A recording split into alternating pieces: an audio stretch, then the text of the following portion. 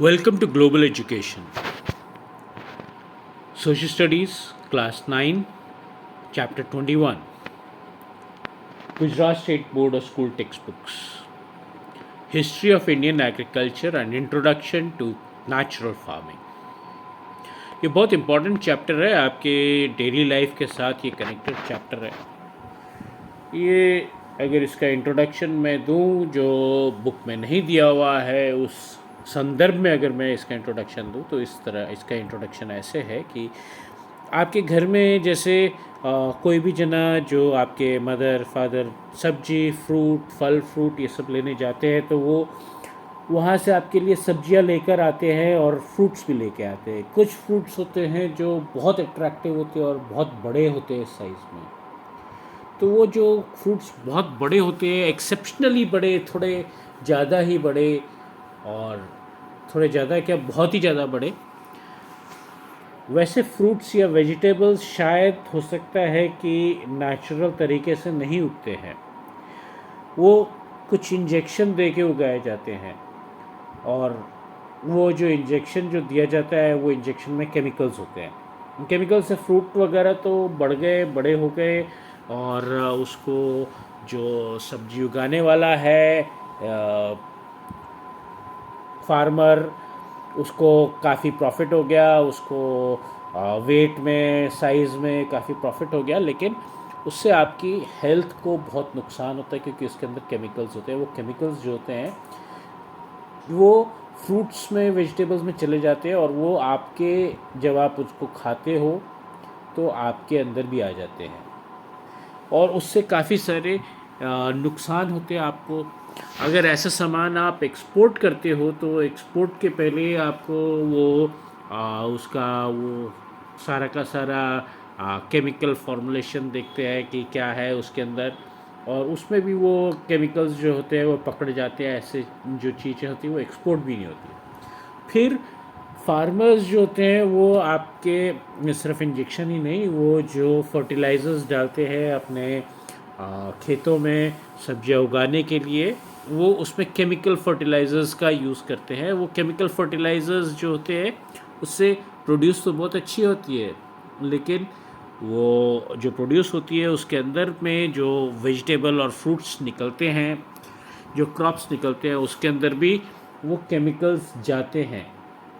और ये केमिकल्स जो जाते हैं ये आपके और हमारे लिए अच्छे नहीं होते। इनसे हमारे को बहुत सारी बीमारियां हो जाती हैं। कोई भी केमिकल डोज का अगर ज़्यादा मात्रा में हमारी बॉडी में जाए तो वो अच्छा नहीं होता है।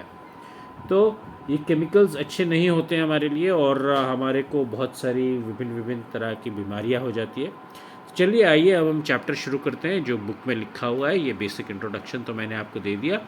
तो हमारे को बेसिक इंट्रोडक्शन से यही पता चलता है कि हमारे को जो है ये केमिकल वाला खाना नहीं खाना चाहिए और नेचुरल खाना खाना चाहिए, और यही ये चैप्टर का सारांश है। तो history of Indian agriculture, India के एग्रीकल्चर क्या दुनिया के किसी भी कंट्री के एग्रीकल्चर का जो शुरुआत है उसका हिस्ट्री है वो यही है कि ज़मीन पृथ्वी आई और पृथ्वी के ऊपर लाइफ शुरू हुई। लाइफ जब शुरू हुई तो उसमें पहले तो कीड़े मकोड़े ये सब आए, प्लांट्स आए, एनिमल्स आए, उसके बाद में आदमी भी आया। आदमी पहले आदि मानव बना, फिर मानव बना, वो आपने देखा ही होगा सारा इवोल्यूशन का स्टोरी। तो फिर फॉरेस्ट आए, फॉरेस्ट कवर आया। ये मैंने आपको पहले भी बताया था कि फॉरेस्ट कवर जो होता है वो बहुत इम्पोर्टेंट होता है। तो फॉरेस्ट कवर आया और आदमी आया। पहले तो वो नोमैड की तरह रहने लगा, जहाँ पे जब उसको खाने को मिला तो वहाँ पे रहने लग गया। वहाँ से खाना ख़त्म हो गया तो वो आगे बढ़ गया। गर्मी में कहीं पे रहा क्योंकि उसको आगे फिर गर्मी सूट नहीं करी तो कहीं और चला गया। वो सर्दी में कहीं पे जाके रहा, उसको सर्दी सूट नहीं करी तो कहीं और चला गया जो उसको फेवरेबल लगा। कहीं पे उसको पानी मिला, कहीं पे नहीं मिला, तो जहाँ पे उसको पानी मिला वहाँ पे रहा, जहाँ पे उसको खाना मिला वहाँ पे रहा। इस तरीके से आदमी जो था वो नोमैड की तरह रहा और जगह जगह घूमता फिरता रहता था खाने की तलाश में। और भी चीज़ों की तलाश में। धीरे धीरे करके वो सेटल डाउन हुआ और उसने देखा कि जो मेरे को चीज़ चाहिए वो मैं उगा भी सकता हूँ, ये टाइप के सीड अगर बो दो तो ये आ, इस टाइप की फल फ्रूट या खाना उगाता है, तो उसको भी मैं खा सकता हूँ। इस तरह से उसने फार्मिंग सीख ली और फिर वो जो था अपने क्रॉप्स भी उगाने लग गया। लेकिन वो जो था फिर वो कर्मयोग आया, और कर्मयोग और सेजेस जो साधु महात्मा ये सब थे, वो लोग सबका ज़माना आया और इंसान जो था वो ग्रुप्स में रहने लग गया, बड़े बड़े ग्रुप्स में रहने लग गया। अब जब ग्रुप्स में रहने लगा तो उसकी फैमिली भी बनी, सोशल सिस्टम भी बना, ह्यूमन सिविलाइजेशन बनी, ह्यूमन कल्चर बना। और यही से इंडियन कल्चर को कहा जाता है सेज एग्रीकल्चरल सिविलाइजेशन, यानी कि साधु महात्मा संतों की एग्रीकल्चरल सिविलाइजेशन। ठीक है, तो टाइम टू टाइम काफ़ी सारे बदलाव आए, फैमिली बढ़ी, ग्रुप बढ़ा, सोसाइटी बढ़ी, तो उसको ज़्यादा खाने की उपज करनी पड़ी। अब फार्मिंग तो सीख गया था, वो पहले थोड़ा सा खाना उगाता था, अब ज़्यादा खाना उगाने की ज़रूरत पड़ी। फ्रूट्स, वेजिटेबल्स, आटा, आटा तो बाद में बनाएगा, लेकिन पहले चावल, दाल, गेहूँ ये सब तो उगा ले। तो वो फिर उसको ज़्यादा एग्रीकल्चर की ज़रूरत पड़ी जैसे जैसे पॉपुलेशन बढ़ती गई। फिर आते हैं ancient self reliant rural system. तो अभी हम आज़ादी के टाइम पे चले जाते हैं, आज़ादी से पहले के दौर पे। आज़ादी से पहले का दौर, इंडिया को आज़ादी कब मिली थी? 1947 में। तो अब हम 1947 से पहले के एरा में हैं, प्री इंडिपेंडेंस एरा। और ये जो है इंडिया जो है, आपको पता ही है कि एग्रीकल्चरल कंट्री कहलाता है, और यहाँ पे मेन ऑक्यूपेशन लोगों की कही जाती है कि एग्रीकल्चर है, खेती बाड़ी। तो जो आपको पुरानी पिक्चर अगर आप देखोगे, पुराने ज़माने में अगर आप देखोगे, तो आपके अगर आपको एग्रीकल्चर या खेती बाड़ी कहा जाए तो आपको हल और किसान दिखाई देता है, खेत में हल चलाता हुआ किसान। वो हल जो है वो एक बैल से चला रहा है, एक बैल या दो बैल से, जैसे भी है उस तरीके से हल चलाया जाता है। लेकिन अगर आप आज के ज़माने में कहते हो कि एग्रीकल्चर, तो आपके माइंड में पिक्चर आती है कि एक ट्रैक्टर चल रहा है या और उसके ऊपर एक आदमी बैठ के खेत में काम कर रहा है, या फिर एक हार्वेस्टर फसल काट रहा है, या फिर इरिगेशन सिस्टम, स्प्रिंकलर सिस्टम, और ऐसे वैसे आप मॉडर्न चीज़ों की तरफ ही आपका ध्यान जाएगा। तो डिफरेंट एराज में डिफरेंट टाइप का एग्रीकल्चर हुआ है, उसके इम्प्लीमेंट्स अलग रहे हैं। प्री हिस्टोरिक टाइम में लकड़ी से या फिर पत्थर से खोदा जाता था, फिर आया हल, कुदाल, ऐसे सब, स्पेड, और अब जो है वो ट्रैक्टर्स के थ्रू खोदा जाता है। तो अब प्री इंडिपेंडेंस एरा में जब हम गए हैं तो वहाँ पे ट्रेडिशनल सिस्टम ऑफ फार्मिंग थी, वहाँ पे हल से फार्मिंग होती थी, बैल जो है वो हल को चलाता था, तो उससे फार्मिंग होती थी। अब मॉडर्न मैकेनाइज्ड सिस्टम जो है उसकी ज़रूरत नहीं पड़ती थी तब, और ना ही उसका कोई केमिकल फर्टिलाइजर्स ऐसे वैसे की कुछ ज़रूरत नहीं पड़ती थी। मैन्योर जो होता था, गाय बैल ये सब का जो पॉटी होती है, गोबर होता है, उससे मैन्योर बन जाता था, और भी सूखी हुई पत्तियों ये सब को मिला के मैन्योर बन जाता था। तो वही जो, और ये सब चीज़ें उसको बाहर से ख़रीदने की ज़रूरत नहीं पड़ती थी, जो वो गाय बैल भैंस पालता था उससे ही ये सारी चीज़ें बन जाती थी, और जो उसके खेत में सूखी हुई पत्तियाँ घास है उससे भी बन जाता था। तो वो सेल्फ रिलायंट था, और वो अपने लिए इनफ प्रोड्यूस कर लेता था, जितना उस ज़माने में लोग थे, जितनी पॉपुलेशन था उसके अनुसार वो सफिशिएंट था, वो उतना एग्रीकल्चरल प्रोड्यूस सफिशिएंट थी। तो फार्मर्स जो थे वो सेल्फ रिलायंट थे, उनको कहीं बाहर नहीं जाना पड़ता था, कहीं से केमिकल फर्टिलाइज़र या पेस्टिसाइड ये सब खरीदने की ज़रूरत नहीं पड़ती थी। सीड्स लिए और बना दिया, सीड्स भी उसके पास पड़े हुए होते थे, तो वो सीड्स को बोया और ऊपर से बरसात गिरी और पानी भी मिल गया, हल चलाया और बाकी केयर करी फार्म की, मैन्योर भी डाल दिया जो उसके गाय बैल ने गोबर दिया उन सब से और सूखी हुई पत्तियों से। तो इस तरीके से फार्मर्स सेल्फ रिलायंट थे, जॉइंट फैमिलीज़ में रहते थे। तो जब लेबर ज़्यादा की ज़रूरत होती है उस टाइम पे उनके घर से एक आध जने को और को बुला लेते थे, एक अकेले आदमी के बदले 2-3 आदमी हो जाते थे या औरतों को भी बुला लेते थे। तो लेबर भी उनको अपनी फैमिली में से ही मिल जाती थी। फिर सीड्स जो थे वो कई सालों तक घर पे स्टोर करके रखते थे और वही उसी से वो खेती बाड़ी कर लेते थे और वो सीड्स को इम्प्रूव अच्छे सीड्स लेते थे। वो उनके नॉलेज थी उनको कि सीड्स को कैसे अच्छा बना के उसकी खेती करेंगे तो उससे ज़्यादा पैदावार होएगी, ये सब वो जानते थे तब। उनके जो बाप दादाओं ने बताया हुआ था उस तरीके से वो अपने सेल्फ नॉलेज से वो लोग कर लेते थे, अपने बाप दादाओं की नॉलेज से और ख़ुद की नॉलेज से वो लोग कर लेते थे। तो सीड्स में भी वो सेल्फ रिलायंट थे, तो कई बाहर से सीड्स भी ज़्यादा ख़रीदने की ज़रूरत नहीं पड़ती थी और सारा का सारा गांव जो होता था वो इंटरडिपेंडेंट होता था और सेल्फ रिलायंट होता था। एक जने ने अगर गेहूँ उगाई, दूसरे जने ने चावल उगाई, तो वो आपस में एक्सचेंज करके वो ले लेते थे। किसी ने दाल उगाई, किसी ने चावल उगाया, किसी ने गेहूँ उगाया, किसी ने बाजरा उगाया, किसी ने मक्का उगाया, तो ऐसे करके वो लोग आपस में एक्सचेंज कर लेते थे। किसी ने सब्जियाँ उगाई, तो बार्टर सिस्टम से था और करेंसी की भी इतनी ज़्यादा ज़रूरत नहीं पड़ती थी, रुपया पैसा ये सब के ज़्यादा ज़रूरत नहीं पड़ता था। तू मेरे को 2 बोरी अनाज ये गेहूँ दे दे, मैं तेरे को 2 बोरी चावल दे दूँगा, तो मेरे को सब्जियां दे दे, मैं तेरे को ये दे दूँगा वो दे दूँगा, ऐसे सब चलता था। और तो लाइफ इजी थी, कोई ख़ास परेशानी नहीं थी। लेकिन जब इंडिपेंडेंस हो गई, पोस्ट इंडिपेंडेंस, अब हम आते हैं उस एरा पे जहाँ पे बिगिनिंग हुआ ग्रीन रेवोल्यूशन का और उसके क्या असर हुए।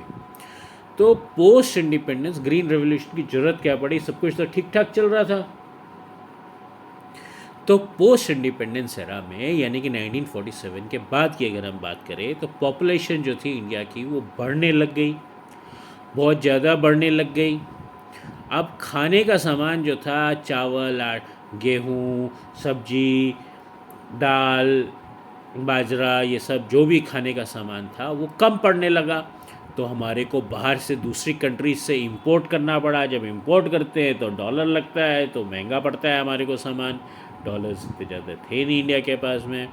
तो फिर ज़रूरत महसूस हुई ग्रीन रेवोल्यूशन की, जो कंट्री को सेल्फ रिलायंट कर दे, खाने के माध्यम से तो कम से कम सेल्फ रिलायंट कर दे, अपने कंट्री में हम उगाए और खा ले, सारी पॉपुलेशन को भी खिला दे।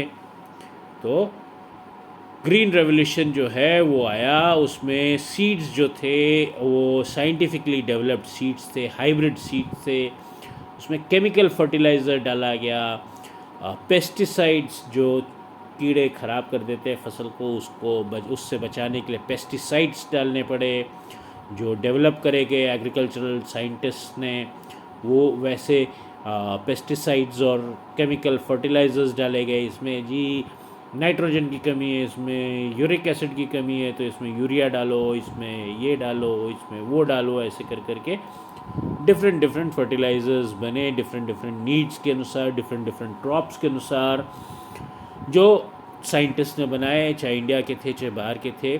और उससे जो पैदावार हुई, चावल, दाल, गेहूँ, जो भी चीज़ उगा रहे हो सब्जी, उसकी पैदावार बहुत बढ़ी।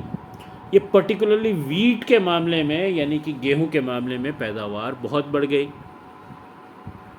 तो ये जो इंक्रीज़ हुआ प्रोडक्शन का, ये इंटेंसिव फार्मिंग सिस्टम की वजह से आया। इसमें हर चीज़ हैफेजर्ड तरीके से हुई, अरे पैदावार को और बढ़ाओ और बढ़ाओ और बढ़ाओ, क्या करें, ये केमिकल डाल दो, ये फर्टिलाइज़र डाल दो, ये पेस्टिसाइड, ये जानवर खा रहे हैं इसको, छोटे छोटे जानवर जो होते हैं वो कीड़े मकोड़े, पेस्टिसाइड्स, इंसेक्टिसाइड्स वो खा रहे हैं, तो इंसेक्टिसाइड और पेस्टिसाइड डाल दो। ये पानी थोड़ा और दो तो शायद और फसल उगाए और अच्छे से उगाए, तो पानी दे दो, इरिगेशन कर दो। तो हर चीज़ जो थी ट्रायल एरर, जो मर्जी जैसे मर्जी करा लोगों ने, लेकिन पैदावार बढ़ा दी। अब पैदावार तो बढ़ गई, लेकिन उसके साइड इफ़ेक्ट भी तो थे। ये केमिकल्स जो डाल रहे हो, इसका साइड इफ़ेक्ट भी तो आएगा, आदमी के ऊपर नुकसान करेगा। ये नेचुरल वे थोड़ी ना है एग्रीकल्चर करने का। दुनिया में हर चीज़ का एक नेचुरल सिस्टम है। आपने एक इकोलॉजिकल सिस्टम या फूड चेन सुना होगा कि छोटी मछली होती है, उसको बड़ी मछली खाती है, उसको और बड़ी मछली खाती है, उसको और बड़ी मछली खाती है। वैसे ही छोटा इंसेक्ट होता है, उसको उससे बड़ा इंसेक्ट खाता है, उसको उससे बड़ा इंसेक्ट खाता है, फिर बर्ड खाती है, फिर बर्ड को कोई और खाता है। इस तरीके से फूड चेन चलती है। और तो ये अब जो केमिकल्स और ये सब डाल रहे थे, ये हम इंसान जो है वो खिलवाड़ करता है प्रकृति से, नेचर से। और ये बहुत पहले भी मैंने आपको और एक चैप्टर में, फॉरेस्ट के चैप्टर में भी आपको बताया था कि इंसान जो है, ह्यूमन जो है, वही सबसे बड़ा कल्प्रिट है। वही नेचर के साथ खिलवाड़ करता है। उसने फॉरेस्ट कवर भी हटा दिया सारा का सारा। क्यों? क्योंकि पॉपुलेशन बढ़ रही थी। यहाँ पे भी पॉपुलेशन बढ़ रही है और खाने की समस्या आ रही है, तो यहाँ पर भी वो नेचर के साथ खिलवाड़ कर रहा है। वो अपने निजी और शॉर्ट टर्म फ़ायदे के लिए ये सारा कुछ उसने करा। तो अब हम आते हैं beginning of green revolution and consequences. Excessive use of chemical से क्या हुआ? Excessive use of chemicals led to, अरे जब आप केमिकल डालोगे तो कॉस्ट आती है, केमिकल ख़रीदने पड़ते हैं, तो फार्मिंग की कॉस्ट ईयर ऑन ईयर बढ़ती गई। अब आपने एक बार केमिकल डाल दिया तो आपकी लैंड जो है वो भी ख़राब हो रही है केमिकल से। वो केमिकल्स जो है वो सिर्फ पौधे में ही नहीं जा रहे, वो नीचे लैंड में भी जा रहे हैं। आपकी लैंड भी ख़राब हो रही है। तो अब जो है आपकी मिट्टी उतनी उपजाऊ, उतनी फर्टाइल नहीं रह रही है। और जो आप खाना खा रहे हो, उससे जो प्रोड्यूस करके जो खाना खा रहे हो, उससे आपकी बॉडी को भी हानियाँ पहुंच रही हैं। केमिकल्स पहुंच रहे हैं, पेस्टिसाइड्स भी पहुंच रहे हैं। जो पेस्टिसाइड्स जो जहर होता है वो भी स्मॉल क्वांटिटी में आपकी बॉडी में पहुंच रहा है। इंसेक्टिसाइड्स और पेस्टिसाइड्स का जहर कर करा के आप ये कह लीजिए कि केमिकल्स आप खा रहे हो साथ में। और केमिकल्स आपके सॉइल को भी ख़राब कर रहे हैं, जो मिट्टी है उसको भी ख़राब कर रहे हैं। और आपने सुना होगा कि खेत में बहुत सारे बहुत सारे जानवर, इंसेक्ट्स, अर्थवर्म और भी छोटे छोटे माइक्रोब्स, बहुत छोटे जो दिखाई भी नहीं देते या थोड़े से बड़े जो दिखाई देते हैं, तो वैसे कीड़े मकोड़े होते हैं जिससे मिट्टी को पोरस बनाते हैं। उसके अंदर मॉइस्चर आता है, उसके अंदर हवा आती है, होल्स बनाते हैं। तो केचुए, अर्थवर्म ऐसे और छोटे छोटे कीड़े मकोड़े। तो अब माइक्रो न्यूट्रिएंट्स, फर्टिलाइजर्स भी डाले गए उसमें, और कोशिश करी गई कि एक से ज़्यादा क्रॉप्स उगाए जाए। जो लैंड है उसके ऊपर 2 बार 3 बार साल में या ज़्यादा बार और ज़्यादा बार भी क्रॉप उगाया जाए, ताकि लोगों की इनकम, फार्मर्स की इनकम बढ़े, और साथ में वो देश की जो बढ़ती हुई जनसंख्या है, पॉपुलेशन है, उसके पेट में खाना भी जा सके। तो इसके वजह से लैंड रिफॉर्म भी करने पड़े। और जो मैं आपको बता रहा था कि केमिकल्स डाले गए सॉइल में, तो उससे जो सॉइल था वो हार्ड हो गया। अब जो केचुए और माइक्रो ऑर्गेनिजम्स जो होते हैं वो सॉइल को सॉफ्ट कर देते हैं, पोरस कर देते हैं, उसके अंदर हवा और मॉइस्चर आने की जगह बनाते हैं। अब वो सब चीज़ें हट गई थी। अब सॉइल हार्ड हो गया था केमिकल से, और केमिकल्स उसके अंदर, मिट्टी के अंदर भरते जा रहे थे। इससे कॉस्ट भी बढ़ती जा रही थी।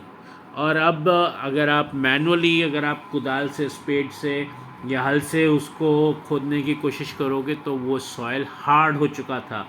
अब उसके ऊपर ट्रैक्टर वगैरह ही चलाने पड़ेंगे तो आपको और ज़्यादा खर्चा करना पड़ेगा, मॉडर्न इक्विपमेंट की ज़रूरत पड़ेगी।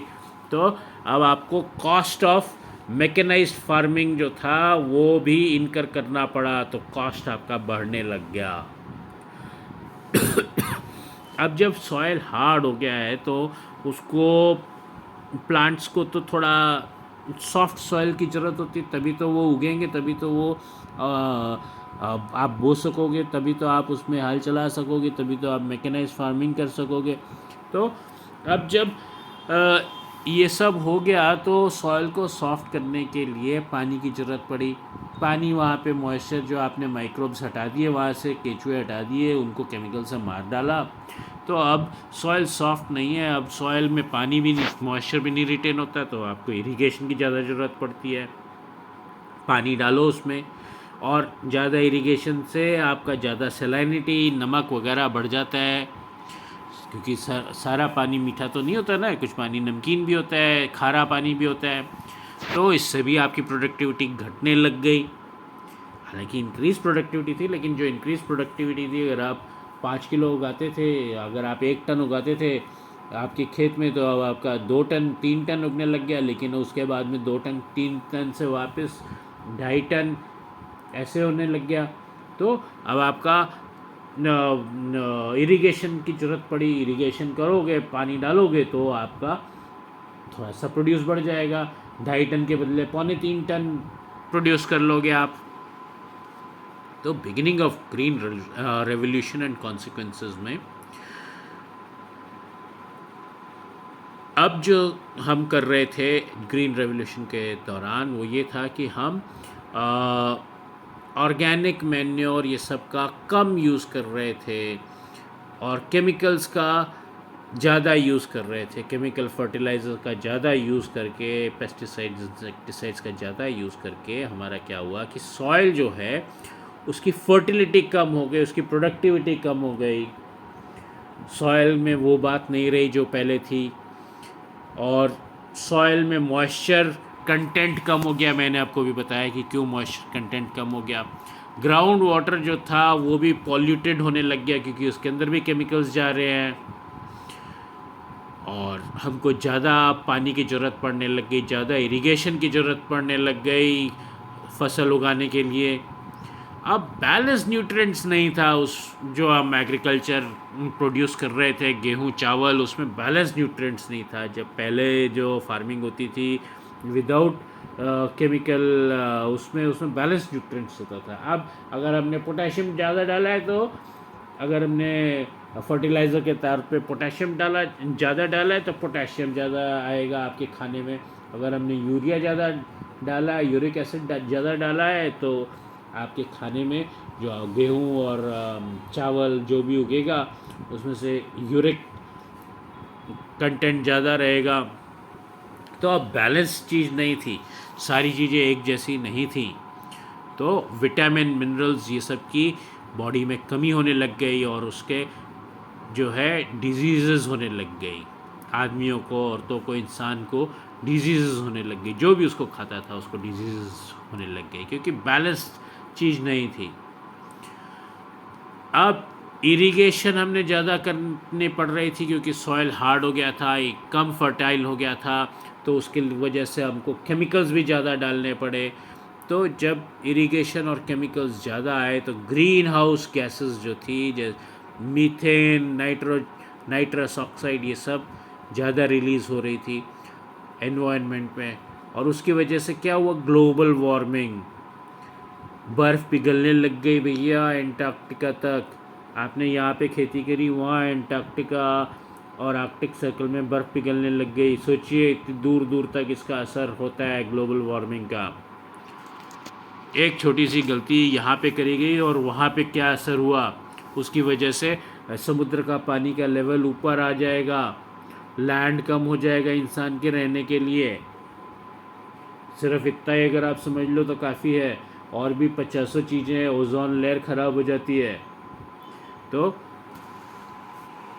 ये सब आपने पढ़ा ही होगा, नहीं भी पढ़ा होगा तो आप आगे पढ़ोगे इन सब चीज़ों के बारे में भी, कभी ना कभी, कहीं ना कहीं। तो ये सारी चीज़ें जो हैं ये इफ़ेक्ट होने लग गए ग्लोबल वार्मिंग की वजह से। और ग्लोबल वार्मिंग कहाँ से आई? केमिकल्स, फर्टिलाइजर्स जो यूज़ हुए, पेस्टिसाइड्स, इंसेक्टिसाइड्स, और इरिगेशन जो करा गया, एक्सेसिव इरिगेशन, उसकी वजह से। फिर एग्रो केमिकल्स यूज़ करे गए, और एग्रो केमिकल्स की वजह से क्या हुआ कि जो एग्रीकल्चर प्रोड्यूस होता है, जो आपने केमिकल्स यूज़ करे, एग्रो केमिकल्स यूज़ करे, उससे की वजह से जो फसल उगी, गेहूँ, चावल, दाल, बाजरा, जो भी चीज़ या सब्जी, जो भी चीज़ उगी, उसके अंदर भी केमिकल्स गए। अब जब इसका साइंटिफिक टेस्ट करा जाता है तो इसको पता चल जाता है, लैब में जब जाके इसका साइंटिफिक टेस्ट होएगा तो इसका पता चल जाएगा कि इसमें केमिकल्स है। अब बहुत सारी कंट्रीज़ में केमिकल फर्टिलाइजर्स वाला खाना इंपोर्ट करना बैन है, तो वहाँ पे आप एक्सपोर्ट नहीं कर सकते हो ये चावल दाल को, तो आपका एक्सपोर्ट होना भी बंद हो गया। अगर आपने ज़्यादा प्रोड्यूस करा है तो आपको खुद ही खाना पड़ेगा। इंडिया में प्रोड्यूस करा गया तो इंडिया में ही खाना पड़ेगा, वो बाहर नहीं जाएगा भैया। बाहर वाले एजुकेट हो गए थे, उन्होंने केमिकल फार्मिंग बंद कर दी थी। तो फिर कॉस्ट ऑफ एग्रीकल्चर, जब आप हर टाइम पे केमिकल डालोगे आपकी प्रोड्यूस बढ़ाने के लिए, तो आपका कॉस्ट ऑफ प्रोडक्शन बढ़ जाएगा, cost of agriculture, cost of farming बढ़ गई, आपने अपने कॉस्ट बढ़ा दिए। अब जितना आपने कॉस्ट बढ़ाया केमिकल डाल डाल के, वो कॉस्ट तो बढ़ गया आपका, लेकिन शायद आपकी अर्निंग उस प्रोपोर्शन में नहीं बढ़ी जितनी बढ़नी चाहिए। तो आपका एक तरीके से आप 100 रुपये की सब्जी जो उगा रहे थे, उसमें आपने पहले आप 10 रुपये का खर्चा करते थे, तो अब आप 20 रुपये का खर्चा कर रहे हो, आपका कॉस्ट बढ़ रहा है। केमिकल्स डाल के 10 रुपये का कॉस्ट और बढ़ गया, लेकिन जो आप सेल कर रहे हो शायद उसमें उतना इंक्रीमेंट नहीं होएगा। या आप ऐसे कहो कि पहले आप 100 किलो उगाते थे, अब भी आप 100 किलो ही उगा रहे हो, या आप 75 किलो उगा रहे हो, तो आपका कॉस्ट जो है वो बढ़ता जा रहा है, लेकिन प्रोड्यूस उस हिसाब से नहीं बढ़ रही है, आपकी अर्निंग्स उस हिसाब से नहीं बढ़ रही हैं। आपकी अर्निंग्स जो थी वो कम होने लग गई, आपकी इनकम कम होने लग गई। तो ये कुछ नुकसान थे, कुछ कॉन्सिक्वेंसेस थे।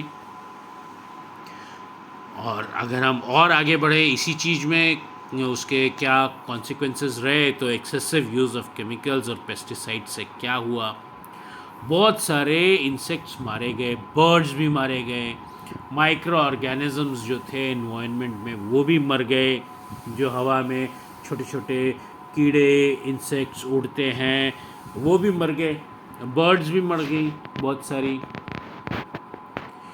तो इससे इकोलॉजिकल इम्बैलेंस हुआ। मैंने आपको फूड चेन के बारे में बताया कि छोटा जानवर बड़े जानवर को खाता है, छोटा इंसेक्ट बड़ा इंसेक्ट छोटे इंसेक्ट को खाता है, उसके बाद में बड़े इंसेक्ट को बर्ड खा जाती है, उसके बाद में बर्ड को और कोई खा जाता है। इस तरीके से इकोलॉजिकल फूड चेन जो है वो चलती है। वैसे ही वाटर में भी फूड चेन चलती है कि बड़ी मछली छोटी मछली को खाती है, उससे बड़ी मछली उसको खा जाती है, उससे बड़ी मछली उसको खा जाती है, इस तरीके से। तो इकोलॉजिकल चेन तक कोई इंसान ने ख़राब कर दिया, इतना ख़राब काम किया इंसान ने। और इसके साइड इफ़ेक्ट भी थे केमिकल फर्टिलाइज़र पेस्टिसाइड्स के, वो भी दिखने लग गए, लोगों को बीमारियां जो होने लग गई उससे वो भी पता चलता है। साथ में सॉइल इनफर्टाइल हो रहा है, ये हो रहा है, वो हो रहा है, दुनिया भर की चीज़ें तो लेके चल रहे हो, पूरी इकोलॉजी के साथ में इंसान ने खिलवाड़ कर दिया। अब नेचुरल और ऑर्गेनिक फार्मिंग इसीलिए वापस लाने की मांग हुई कि नेचुरल या ऑर्गेनिक फार्मिंग में ये सारे प्रॉब्लम्स नहीं होते हैं, उसको वापस लेकर आओ। तो हम नेचुरल फार्मिंग के ऊपर हम आते हैं। अब नेचुरल फार्मिंग जो है वो केमिकल फ्री फार्मिंग होती है और पुराने ज़माने से चली आ रही है, जिसमें हमारे संत ऋषियों ने सब लोगों ने रिसर्च करके बताया था कि भैया ऐसे करोगे तो सबके लिए अच्छा है, इंसान के लिए भी अच्छा है, पेड़ पौधे के लिए भी अच्छा है, मिट्टी के लिए भी अच्छा है, जो बाकी जीव जंतु हैं, जानवर हैं, बर्ड्स हैं, फिशेस हैं, सबके लिए अच्छा है। तो उस चीज़ के ऊपर वापस आओ, एग्रो इकोलॉजी वापस लाओ, जो आपके खेत में अर्थवर्म, केचुए, छोटे छोटे माइक्रो ऑर्गेनिजम्स जो थे, जिसके कारण हवा, मॉइस्चर ये सब आता था, पोरस रहता था, मॉइस्चर कंटेंट भी रहता था, एग्रीकल्चर की मतलब इरिगेशन की कम ज़रूरत पड़ती थी। वो सब चीज़ें वापस लेके आओ भैया, नेचुरल फार्मिंग लाओ, ताकि ये सब चीज़ें वापस आएंगी। और इसमें जो था क्रॉप्स का, ट्रीज़ का, लाइफ स्टॉक का, ये सब का मतलब कि जानवर, क्रॉप्स, ट्रीज़ सब का वापस इंटीग्रेशन करो और एक बायोडाइवर्सिटी बनाओ। वापस इकोलॉजी, पुरानी इकोलॉजी को रिवाइव करने की कोशिश करो। अब जो जो पेड़ पौधे, जीव जंतु, जानवर, बर्ड्स, माइक्रोब्स, छोटे छोटे इंसेक्ट्स, छोटे छोटे जानवर, छोटे छोटे कीड़े मकोड़े, ये तो सदियों से थे अर्थ पे, इंसान के आने से पहले भी थे, जैसे मैंने आपको पहले बताया। तो आप नेचुरल सिस्टम को वापस समझो, उसको इंटीग्रेट करो अपने फार्मिंग सिस्टम में, और फिर एक नेचुरल सिस्टम बनाओ जिससे आपकी सारी इकोलॉजी ठीक ठाक रहे और आपका प्रोड्यूस भी अच्छा रहे। केमिकल्स को ज़रा धक्का मार के साइड कर दो, ये सब हानिकारक है, इससे बहुत हानि हो रही है, इसको हटा दो। तो स्टडी करी गई, रिसर्च करा गया।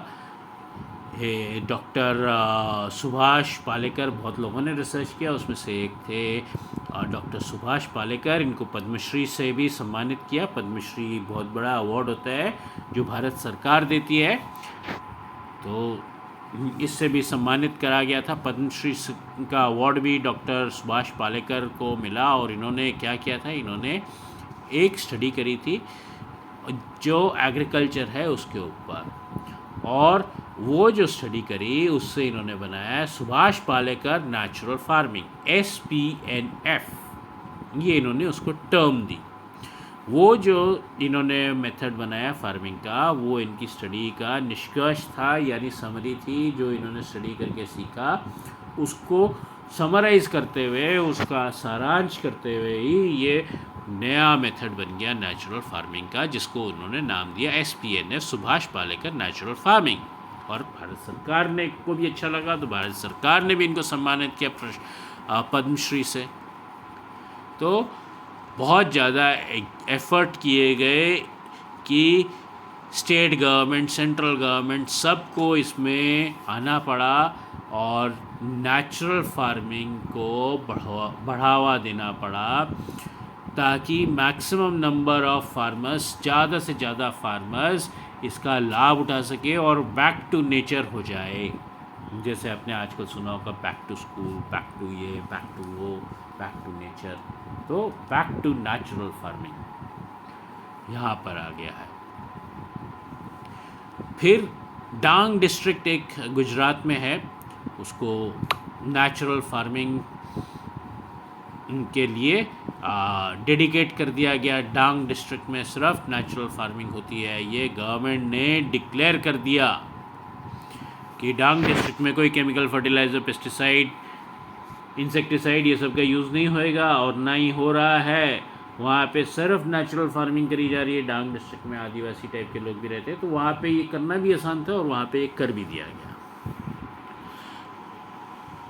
और university of natural farming and organic agriculture को इस्टेब्लिश किया गया सरकार द्वारा। इम्पिटस दिया गया, बढ़ावा दिया गया एजुकेशन पे, रिसर्च पे, extension of activities in natural farming पे बहुत काम किया गया। आपने आजकल देखा होगा कि बहुत सारे एग्रीकल्चरल इंस्टीट्यूट्स भी होते हैं। National council of education of agricultural research, CSIR, ऐसे बहुत सारी चीज़ें होते हैं। सेंटर फॉर साइंटिफिक, ऐसे बहुत सारे एग्रीकल्चर के फील्ड में भी बहुत सारी चीज़ें होती है। जिस तरह से मेडिकल और IIT के लिए एंट्रेंस टेस्ट होता है नीट का या IIT JEE का, उस तरह से एग्रीकल्चर में भी टेस्ट होता है। और उसमें एग्रीकल्चरल यूनिवर्सिटीज़ भी खोली गई हुई है इंडिया में बहुत सारी, और डेयरी फार्मिंग की यूनिवर्सिटीज़ भी खोली गई है। तो वहाँ पे उनका बच्चों का एडमिशन होता है। ये और एक फील्ड है आपके लिए। जब आप बड़े हो जाते हो आफ्टर 12th क्लास, आप उसमें भी एग्ज़ाम दे सकते हो।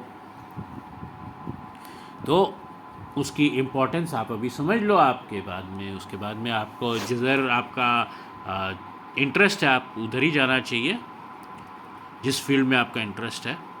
तो Gujarat natural farming development board बनाया गया, GNFDB। इसका मकसद क्या था? वो था कि नेचुरल फार्मिंग के स्कोप को, उसके रीच को, सब चीज़ को बढ़ाया जाए, फार्मर्स को इंसेंटिव दिया जाए ताकि वो नेचुरल फार्मिंग करे, इंसेक्टिसाइड्स, पेस्टिसाइड्स, केमिकल फर्टिलाइजर्स ये सब छोड़ दें, और उनको गाइडेंस भी दिया जाए। अब गाइडेंस नहीं दोगे तो वो क्या कर लेगा किसान, वो कैसे करेगा? उसको गाइडेंस की भी ज़रूरत है। सिर्फ आप नया सिस्टम बना दिया है तो इससे तो नहीं होता ना। अब कभी वो सुबह शाम दिन रात काम करता है, उसको कभी भी कुछ भी चीज़ की ज़रूरत पड़ती है तो वो क्या करेगा? तो अनइंटरप्टेड गाइडेंस उसको दिया गया। साल में 365 दिन उसको गाइडेंस दिया गया। जब भी आपको फ़ोन करे या आपको जैसे मर्ज़ी कांटेक्ट करे वो, तो आप उसको समझाओ सिखाओ कि क्या करना चाहिए, ऐसा है तो ऐसा करो। तो अनइंटरप्टेड गाइडेंस भी दिया गया, तभी तो वो चीज़ें सक्सेस होती हैं। फिर नेचुरल फार्मिंग जो है उसके बारे में अगर हम और जानना चाहते हैं तो वो क्या करता है हमारे लिए।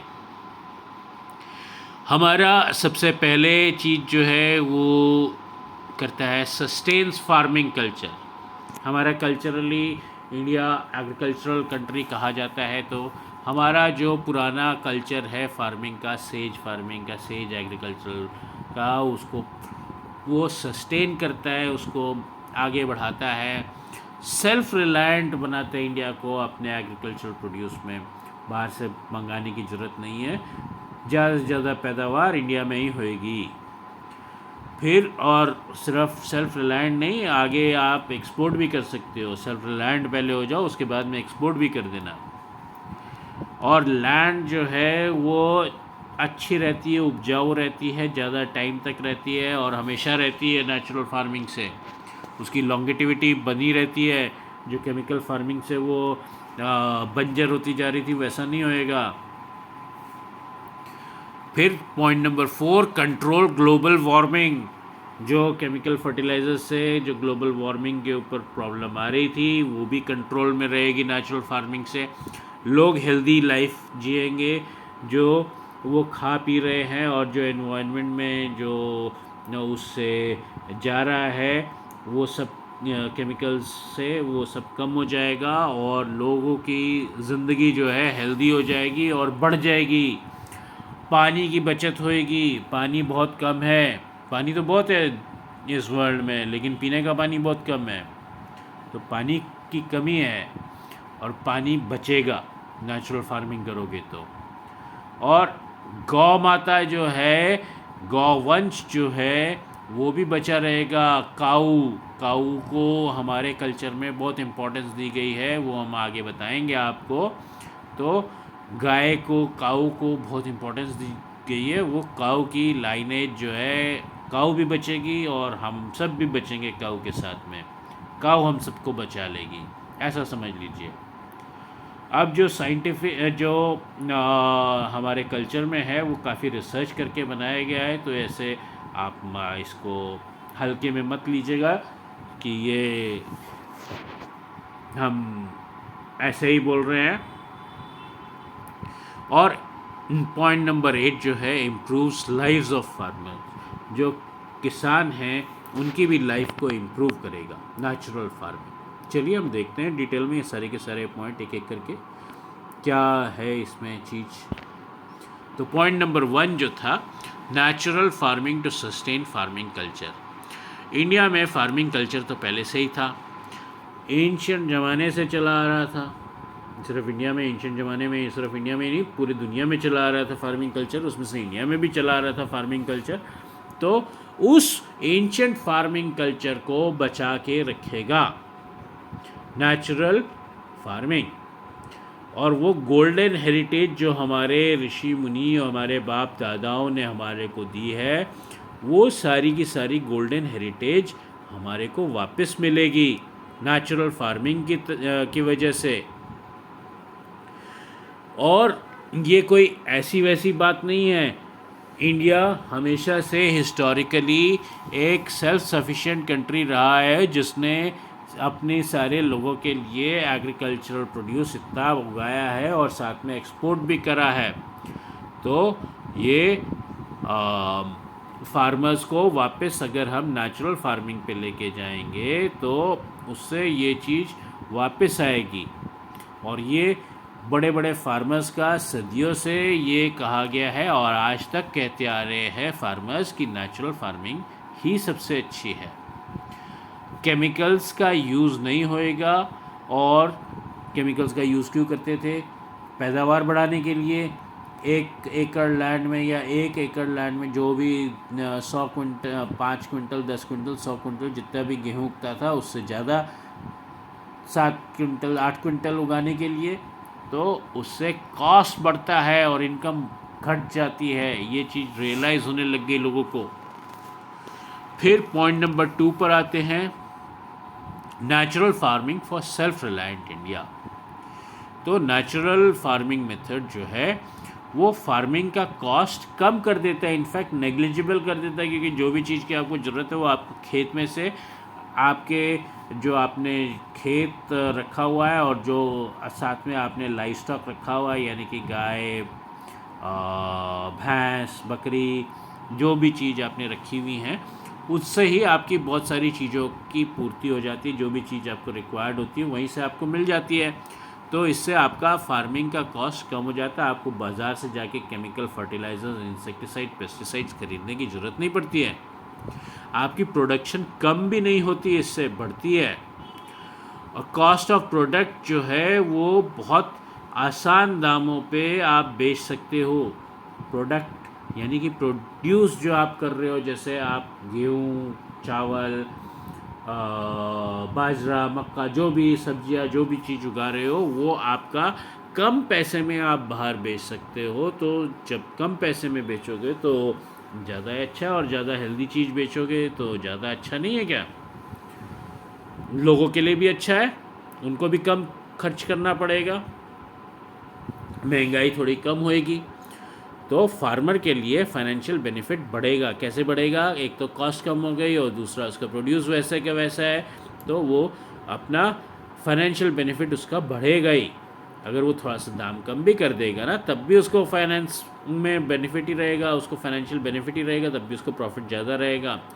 फार्मर जो है, किसान जो है, वो सेल्फ रिलायंट हो जाएगा। उसको बाहर से जाके चीज़ें खरीदने की ज़रूरत नहीं पड़ेगी, जैसे सीड्स, इंसेक्टिसाइड्स, पेस्टिसाइड्स, फर्टिलाइज़र, ये सब उसको बाहर से ख़रीदने की ज़रूरत नहीं पड़ेगी। वो उसके फार्म में ही ये सारी चीज़ें उसको मिल जाएंगी। तो नेचुरल फार्मिंग जो है ये एक बहुत ही अच्छा विकल्प है, बहुत ही अच्छा ऑप्शन है सेल्फ रिलायंट इंडिया की तरफ कदम बढ़ाने के लिए। फिर पॉइंट नंबर 3 पर आते हैं, natural farming for the longevity of the land. हमारी जो ज़मीन थी वो ख़राब हो रही थी, उपजाऊपन उसका कम हो रहा था, उसकी फर्टिलिटी कम हो रही थी, उसकी प्रोड्यूस कम हो रही थी, और वो बैरन लैंड, हार्ड सॉइल बनता जा रहा था, सख्त मिट्टी। केमिकल्स और ये सब की वजह से उसके अंदर माइक्रोब्स और ये सब छोटे छोटे केचुए, छोटे छोटे ऑर्गेनिज्म, जीव जंतु, कीड़े मकोड़े, ये सब ख़त्म हो रहे थे। तो वो सब चीज़ें कैसे वापस लेके आए? तो इसके लिए अभी अगर हम कुछ क्वेश्चन आपसे पूछे, 2 ही क्वेश्चन पूछ लेते हैं आपसे, तो कैसा रहेगा? जो लैंड हमारे को हमारे बाप दादाओं ने दी है वो कितनी फर्टाइल थी, कितनी उपजाऊ थी? पहला क्वेश्चन ये है। दूसरा क्वेश्चन, जो लैंड, फर्टाइल सॉइल वाली लैंड जो हमने हमारे पूर्वजों से ली, उसको हम आगे अपनी नेक्स्ट जनरेशन, अपने बच्चों के लिए छोड़ के जाएंगे। बहुत सारे केमिकल्स, फर्टिलाइज़र्स, इंसेक्टिसाइड, पेस्टिसाइड, ये सब का यूज़ करने के बाद में तो क्या होगा? हम हमारे बच्चों को क्या दे रहे हैं? वे अपनी विरासत में हम अपने बच्चों को क्या दे रहे हैं? नेक्स्ट जनरेशन्स को क्या दे रहे हैं? तो अगर ये 2 क्वेश्चन का आप आंसर कर लोगे तो आपको खुद ही समझ में आ जाएगा कि natural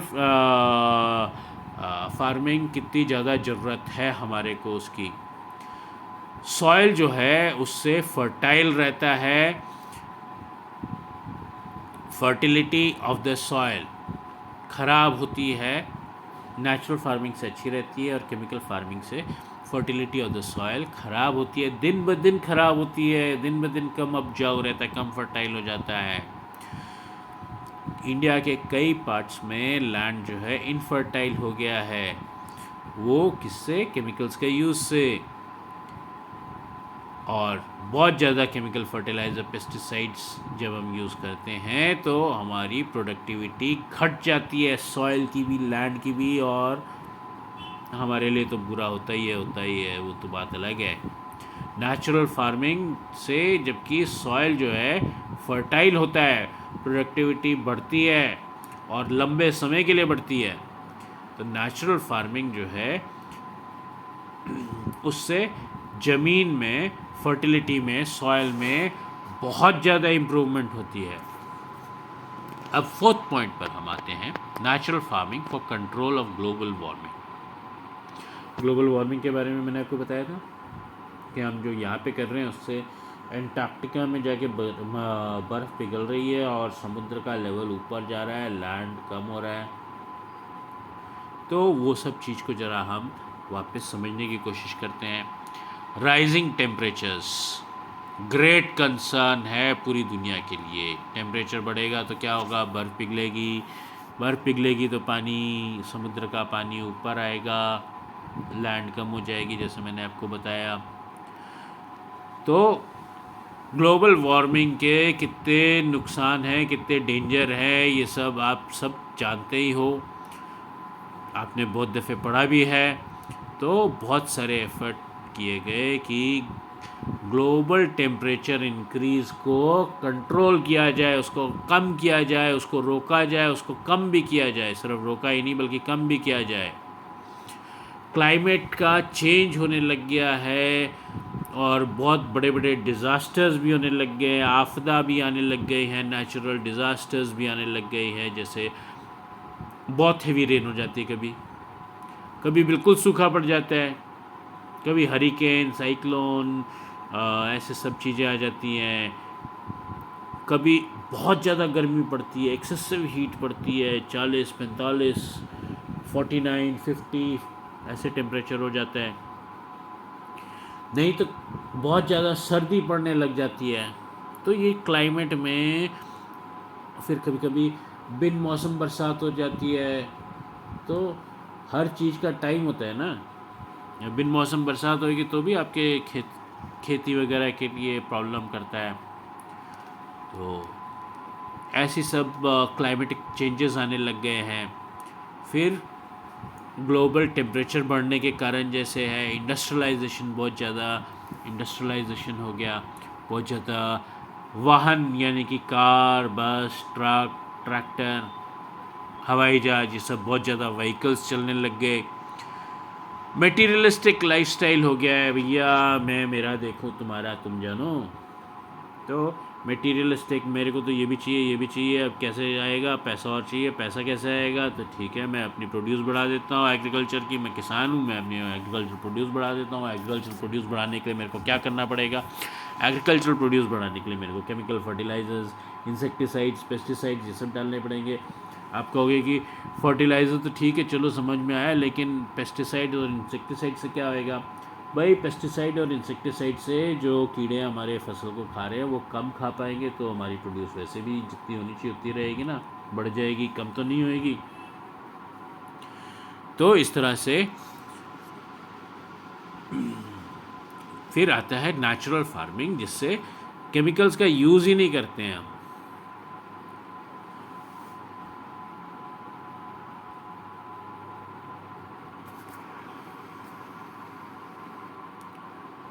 factors responsible for live. फिर हम आते हैं SPNF मेथड से। तो SPNF मेथड में जो है हम कंपोस्ट का यूज़ करते हैं। कंपोस्ट में क्या चीज़ें आती हैं? कंपोस्ट नहीं यूज़ करते, यानी कि मैन्योर वगैरह नहीं यूज़ करते हैं, और केमिकल फर्टिलाइजर्स भी नहीं यूज़ करते हैं। तो अब green house gas emission decrease करते हैं हम नेचुरल फार्मिंग से, और क्रॉप रेजिड्यू जो है सॉइल का वो बढ़ जाता है। मल्च यूज़ करते हैं, उसको बर्न नहीं करते हैं मल्च को। मल्च क्या होता है? जो सूखी हुई पत्ती, जो घास, ये सब जो होता है उसको हम ज़मीन पे कवर कर देते हैं, तो ज़मीन से मिट्टी में से जो पानी है, जो वहाँ पे पानी एब्जॉर्ब किया हुआ है, वो ऊपर नहीं उड़ जाता है। सन जब राइज करता है तो उससे इवेपोरेशन में वो पानी नहीं उड़ जाता, वो ज़मीन में रहता है, तो उससे हमारे को इरिगेशन में भी कम इरिगेशन करना पड़ता है। तो सॉइल जो है वो उसमें मल्च हमारे को फ़ायदा देता है। तो मल्च को जलाना नहीं चाहिए, उसको मिट्टी के ऊपर कवर कर देना चाहिए, ताकि हमारा मॉइस्चर रिटेन रहे, और ग्रीन हाउस जो हम ज़्यादा इरिगेशन अगर हम करेंगे तो green house effect of green house emission जो होता है गैसेस का, वो बढ़ जाता है, तो वो सब चीज़ें कंट्रोल में रहती हैं। अभी हम आते हैं natural farming for healthy life. India में देखा गया है कि लोग जो है सफ़र कर रहे हैं बहुत टेरिबल डिजीज़ से, जैसे कैंसर, डायबिटीज़, हार्ट अटैक, और ये सब लिस्ट तो लंबी है, और आदमी भी उसमें ज़्यादा शामिल होते जा रहे हैं। पहले अगर 10 लोग बीमार होते थे, अब 20 होने लग गए, आगे 30 होने लग जाएंगे, फिर 40 होने लग जाएंगे। तो बीमारों की संख्या भी बढ़ती जा रही है, और बीमारियों की लिस्ट जो है वो भी बहुत लंबी है। तो डबल मल्टीपल इफ़ेक्ट हो रहा है इस पर, मल्टीप्लिकेशन टर्म्स में ग्रोथ हो रही है ये चीज़ में, बीमारियों की और बीमारी वाले लोगों की। इसका मेन रीज़न जो है हमारा खाना है। हम जो खाना खाते हैं उसमें बहुत ज़्यादा केमिकल्स हैं। क्यों? क्योंकि हमने ग्रीन रेवोल्यूशन के थ्रू हमने बहुत सारे केमिकल्स डाल दिए हमारे खाने में। नेचुरल फूड अगर हम खाते हैं तो उससे हमारी लाइफ भी अच्छी रहती है, लंबी लाइफ रहती है, और हमारे को दवाइयों की भी कम ज़रूरत पड़ती है। हेल्दी लिविंग करते हैं हम। नेचुरल फार्मिंग से केमिकल फर्टिलाइजर्स तो यूज़ होते नहीं हैं, इंसेक्टिसाइड्स भी नहीं यूज़ होता है, पेस्टिसाइड्स भी नहीं यूज़ होता है, और एग्रीकल्चरल प्रोड्यूस बढ़ जाती है और केमिकल फ्री होती है। भैया साफ़ स्वच्छ साफ़ खाना मिलता है हमको, केमिकल से केमिकल अंदर भरा हुआ खाना नहीं मिलता। तो नेचर का सिस्टम है कि सारे न्यूट्रिएंट्स जो हैं वो सॉइल में हैं, और वो ही हमारे क्रॉप्स में जाते हैं, तो नेचुरल सिस्टम पे वापस आते हैं। जो भी चीज़ है नेचुरल चीज़, उसके ऊपर हम वापस आते हैं।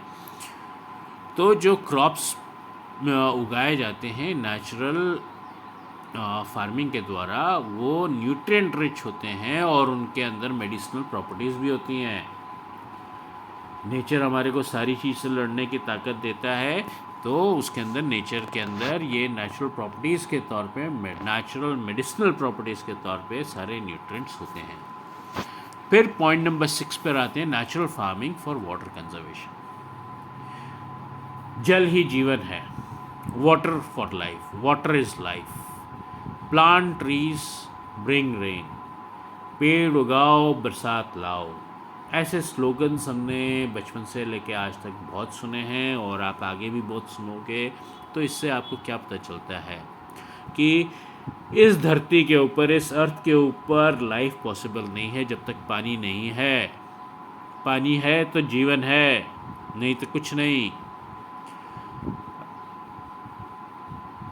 और बहुत सारे रीज़न हैं पानी की समस्या के।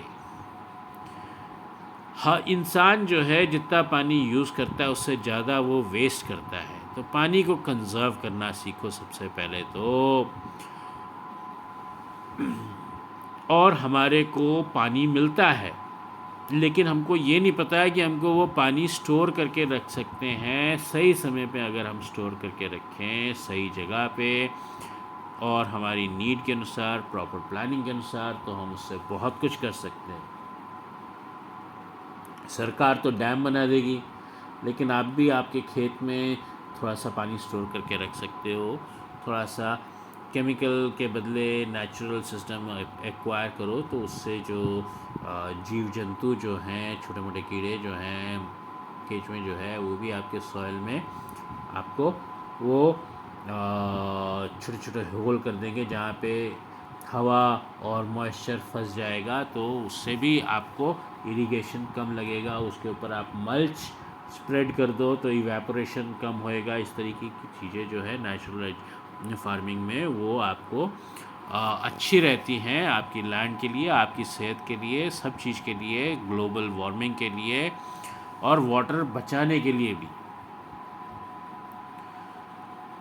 और अगर हम ऑन द कॉन्ट्रेरी अगर हम एक्सेसिव यूज़ करें, ज़्यादा यूज़ करें केमिकल फर्टिलाइजर्स, पेस्टिसाइड्स, इंसेक्टिसाइड्स का और इरिगेशन का, तो जो सॉयल है वो हार्ड हो जाता है। जब सॉयल हार्ड हो जाता है तो उसके अंदर से पानी सीप करके अंदर मिट्टी के अंदर पानी नहीं जाता है और सॉयल सख्त हो जाता है।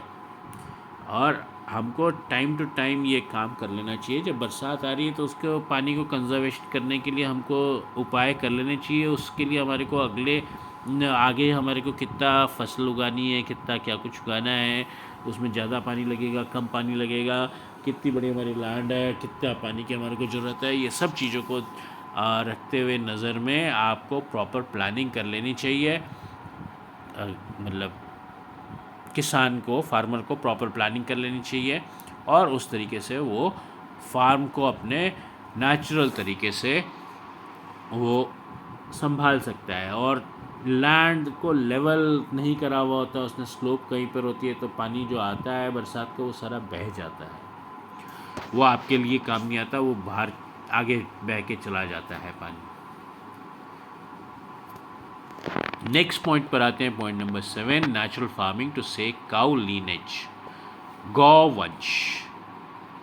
तो इंडियन कल्चर जो है वो बहुत पुराना है, उसमें बहुत सारी चीज़ें हैं और वो उसमें से एक चीज़ है कि गाय हमारी माता है।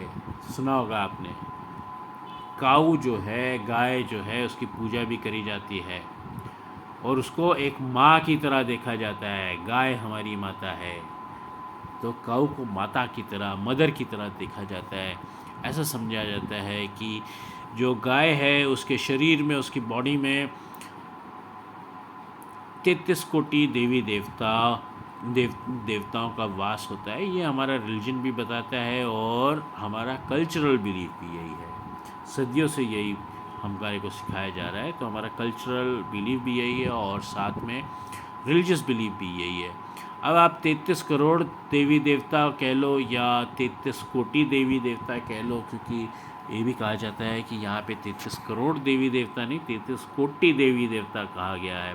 जो भी है वो हमारा religious belief and cultural belief यही है कि गाय हमारी माता है, उसकी पूजा भी होती है। साइंटिफिकली भी अगर देखा जाए, ये तो चलो रिलीजियस तौर पे आप कहोगे कि रूढ़िवादी है, ये है वो है, लेकिन साइंटिफिकली भी देखा गया कि काऊ जो है नेचुरल एग्रीकल्चर की रीढ़ की हड्डी है। उसके बेसिस पे ही बहुत सारा नेचुरल एग्रीकल्चर होता है। और काऊ का जो गोबर होता है, जो काऊ डंग होती है, जो उसकी पॉटी होती है, वो 1 ग्राम ऑफ काऊ डंग जो है, 1 ग्राम गाय की पॉटी जो है, गोबर जो है, वो बहुत सारे माइक्रो ऑर्गेनिजम्स उसके अंदर होते हैं जो एग्रीकल्चर के लिए बहुत ज़रूरी होते हैं। और काऊ का यूरिन, जो काऊ का पेशाब है, गौमूत्र, वो हो गया, फिर मिल्क हो गया, दूध, घी, ये सब बहुत यूज़फुल रहते हैं। और लोगों को प्रॉपर अंडरस्टैंडिंग नहीं है। साइंटिफिक इम्पोर्टेंस काऊ की है। नेचुरल फार्मिंग में काउस जो है, अगर अच्छे से नेचुरल फार्मिंग करोगे तो काउस को उसका पुराना स्टेटस, रिस्पेक्टेबल स्टेटस जो है वो वापस मिल जाएगा और जो फार्मर है वो भी अमीर बन जाएगा। सिर्फ रिलीजियस इम्पोर्टेंस नहीं, नेचुरल फार्मिंग करके भी वो अमीर बन जाएगा और गाय को भी उसका खोया हुआ गौरव जो है वो वापस मिल जाएगा, रिस्पेक्टेबल स्टेटस। तो अब हम आते हैं point number 8, natural farming to improve lives of farmers. Farmer जो है उसको फादर ऑफ द वर्ल्ड कहा जाता है, क्योंकि वो लोगों को खाना देता है। गेहूँ, चावल, सब्जी, दाल, सब चीज़ वही देता है, मिलेट्स भी। तो अगर आज के ज़माने में आपको यील्ड बढ़ानी है, आपके छोटे से खेत में से आपको ज़्यादा प्रोड्यूस करनी है, तो आपको क्या करना होता है? आपको खर्चा ज़्यादा करना पड़ता है। वो खर्चा केमिकल्स का आप ज़्यादा करते हो, केमिकल फर्टिलाइज़र, इंसेक्टिसाइड, पेस्टिसाइड, ये सब, लेकिन आपको रिवॉर्ड उतना नहीं मिलता है, आपको पैदावार उतनी नहीं बढ़ती है जितना आप खर्चा करते हो। और इसी की वजह से किसान जो है वो रोता है, लेमेंट करता है, चीखता चिल्लाता है, वो परेशान होता है और कर्ज़ में डूबता है, क्योंकि ये सारी चीज़ें पैसे से आती हैं और पैसा वो खर्च करता है। तो पैसा जब खर्च करता है तो बोरो करके भी खर्च करता है, और बहुत सारी खुद सुसाइड भी करते हैं फार्मर। आपने सुना ही होगा न्यूज़पेपर में, टीवी में, कि फार्मर्स ने सुसाइड कर लिया।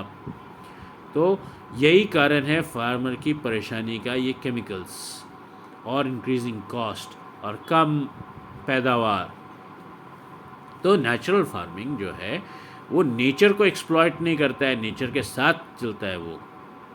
अब नेचर के साथ चलेगा तो नेचुरल है, बट नेचुरल, उसको नेचुरल फ़ायदा मिल जाएगा, और नेचुरल फार्मिंग से प्रोडक्ट जो निकलता है वो भी हेल्दी रहता है, और लैंड जो है वो उसकी हेल्थ इंक्रीज़ हो जाती है, और साथ में ह्यूमन आदमी जो है उसकी भी इंक्रीज़ हो जाती है हेल्थ। तो वो लैंड के लिए भी फ़ायदेमंद है और इंसान के लिए भी फ़ायदेमंद है नेचुरल फार्मिंग। फार्मर की जो है वो इनकम बढ़ती है, कॉस्ट घटता है, केमिकल्स नहीं खरीदने पड़ते, प्रॉफिट मार्जिन भी उसका बढ़ता है। आज का फार्मर जो है उसको नेचुरल फार्मिंग की तरफ प्रोत्साहित करा जा रहा है, उसको एजुकेट किया जा रहा है। जब उसको एजुकेट करते हैं तो वो अपने आप भी जाएगा नेचुरल फार्मिंग के लिए, और साथ में उसको प्रोत्साहन भी दिया जाता है। और जब एक फार्मर नेचुरल फार्मिंग करने लगता है तो उसके बेनिफिट वो दूसरों को बताता है, दूसरे किसानों को बताता है, और वो भी इंस्पायर होते हैं उससे और नेचुरल फार्मिंग करने लगते हैं, और इससे फार्मर की लाइफ भी अच्छी हो जाती है।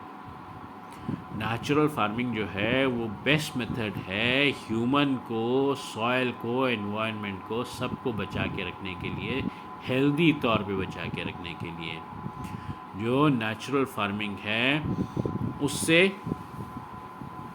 क्या होता है? उससे प्रॉस्परस सेल्फ रिलायंट नेशन बनता है। इंडिया जो है, प्रॉस्पेरिटी बढ़ेगी, इंडिया की खुशहाली बढ़ेगी, इनकम बढ़ेगी, इंडिया सेल्फ रिलायंट हो जाएगा, उसको बाहर से ये सब खाने पीने का सामान मंगाने की ज़रूरत नहीं पड़ेगी। फिर रेवोल्यूशन होएगा, एक आदमी करेगा तो उसका देखा देखी दूसरा आदमी भी करेगा और तीसरा आदमी भी करेगा। इस तरह से पूरी फार्मर्स, एग्रीकल्चरल जो है वो एग्रीकल्चरिस्ट, वो सारे के सारे नेचुरल फार्मिंग करेगा, और इससे रेवोल्यूशन आएगा, और इंडिया जो है उसकी ग्लोरी बढ़ेगी पूरी दुनिया भर में। तो अभी हम चैप्टर के अंत पे आ रहे हैं। तो चैप्टर के अंत पे जैसे है नेचुरल फार्मिंग का क्या प्रिंसिपल्स है, किस चीज़ के ऊपर आधारित है, तो ये है बीजामृत। फिर आता है जीवामृत और घन जीवामृत। जीवामृत और घन जीवामृत में जो जीव है, जो छोटे छोटे माइक्रोब्स हैं, छोटे छोटे कीड़े मकोड़े और माइक्रोब्स, और फिर बड़े कीड़े भी, जैसे बड़े चीज़ें जैसे कि केचुआ, अर्थवर्म, चूहा, ये सब सॉइल में थोड़े थोड़े छेद कर देते हैं, और 2 पार्टिकल सॉइल की अलग कर देते हैं। उसके अंदर मॉइस्चर रुक सकता है, हवा रुक सकती है, और मॉइस्चर और हवा जो है ये प्लांट्स के लिए बहुत फ़ायदेमंद होती है। उनकी रूट्स को एयर भी मिलती है, सब कुछ होता है, न्यूट्रिएंट्स भी मिलते हैं, तो बहुत अच्छा प्रोड्यूस आता है। फिर वापसा में क्या होता है कि सॉइल जो है वो अपना मॉइस्चर रिटेन करता है। जब वो सॉइल अपना मॉइस्चर रिटेन करता है तो उसको इरिगेशन की ज़रूरत कम पड़ती है, तो ग्रीन हाउस इफ़ेक्ट से प्रॉब्लम नहीं आती है, ग्लोबल वार्मिंग नहीं होता है, और ज़्यादा फसल उगा सकते हैं, कम टाइम में उगा सकते हैं, और ज़्यादा प्रोडक्टिविटी आती है, एफिशिएंट मैनर होता है।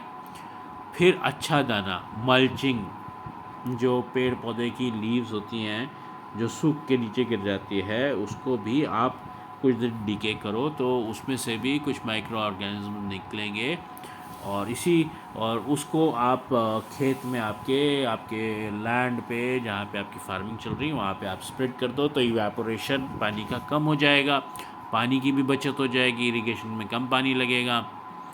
तो इस तरीके से ये कुछ पॉइंट्स है। फिर